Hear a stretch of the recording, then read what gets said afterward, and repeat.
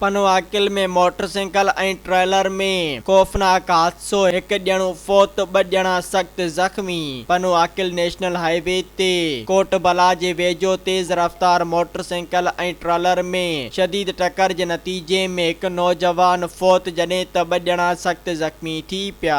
हादसे दौरान मोटरसाइकिल ते सवार 3 ॼणा ट्रेलर हेठि अची विया। पुलिस मूजिब मोहम्मद अमीन सुमरो हादसे जी जाइ ते ई फौत थी वियो, जॾहिं त मोहम्मद यूसुफ पीरंदिनू सुमरो ऐं ॿियो शख़्स सख्त ज़ख्मी थी पियो। शदीद ज़ख्मियुनि खे फौरी तौर पनवाकिल तालका इस्पताल मुंतक़िल कयो वियो, जिते इन्हनि जो इलाज जारी आहे। डॉक्टरनि जो चवणु आहे त ज़ख्मियुनि जी हालत नाज़ुक आहे, पर इन्हनि खे बचाइण लाइ सभई ज़रूरी तबई सहूलियतूं फ़राहम कयूं पियूं वञनि। इन्ही शाहिदनि मूजिब हादसो तेज़ रफ़्तारी ऐं बेहतियाती सबबि पेश आयो। पनवाकिल पुलिस वाक़िए जी जांच शुरू करे छॾी आहे ऐं ट्रेलर ड्राइवर जी तलाश जारी आहे। सब्सक्राइब कयो अवामी न्यूज़ HD खे ऐं ताज़ा तरीन ख़बरुनि लाइ ॾिसंदा रहो अवामी न्यूज़ HD।